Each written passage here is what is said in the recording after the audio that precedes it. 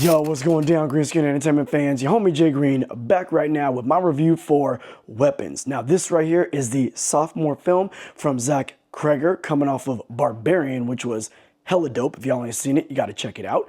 And it stars Amy Madigan, Carrie Christopher, Benedict Wong, Han Solo, Julia Gardner, and Thanos. This movie right here, if y'all don't know anything about it, basically the synopsis goes like this. One night, randomly at 2:17 in the a.m., all these kids from one class, except for one child, dip out of the house to never be seen again. Where'd they go? Why'd they leave? That's what we're here to find out.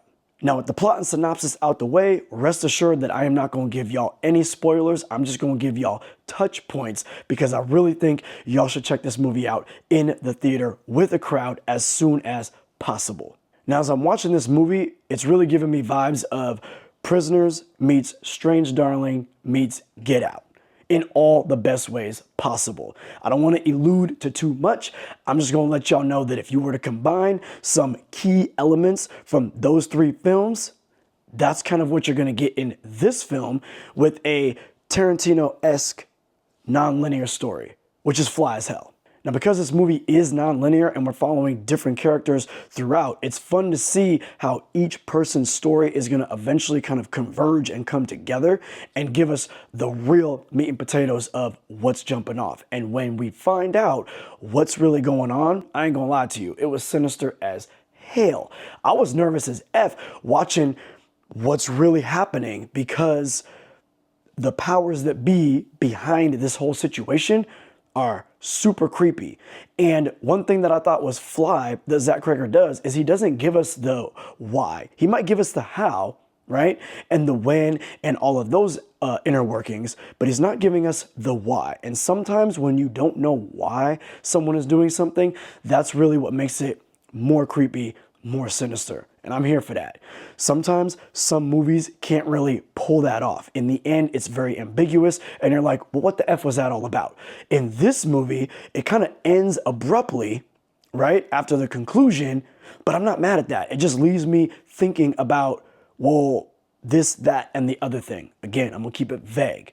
Now, I saw this movie with my wife. She's not really the type that likes a vague and ambiguous ending. But for me, I'm a fan of movies like It Follows, Hereditary, Prisoners, Strange Darling, as I said before, movies where there's a little bit of ambiguity to maybe the ending or some of the characters' motivations, but at the same time, the story is very, very entertaining, super duper engaging, and extremely creative. And that's what you're gonna get in this movie. Yo, let's talk about acting real quick. I thought Julia Gardner was great. She plays the sympathetic character extremely well. In the beginning of the movie, I felt bad for her because the entire town is jumping down her throat as if she's the one that caused this issue. And I'm sitting there like, what the hell, man? Like, why would she know what was going on, right?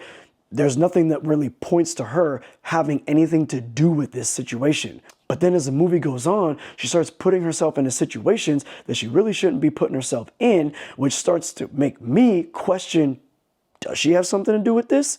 Is she a part of the problem? I don't know. We gotta watch and find out, right? Josh Brolin, super dope. He's giving me vibes of Hugh Jackman in Prisoners, willing to do any and everything to find his son. Can't rest without knowing who took his son, why did his son leave, where is his son at? Give me back my son! And because Josh Brolin is such a high caliber actor, you can feel it coming off of the screen and you can see it in every move that he makes, right? You get touches of what it's doing to his marriage. You get touches of what it's doing to him at work and how he's not able to focus on anything else but finding his son. And as a father, I can relate. I'd probably be out there too, trying to knock some heads and figure out what was the deal. Another thing I loved about this movie is that as we are following different characters throughout and their stories are going to eventually come together, each character that we're following feels much different from the last. Not in the sense of the character itself, right?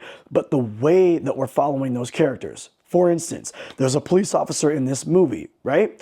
And as we're following this guy, we're kind of seeing some of the drama in his life in one moment, and then in another moment, it's almost like an action movie, right? There's another kid in this movie that we're following, and as we're following him, we're kind of like laughing. It's kind of the comic relief in a way.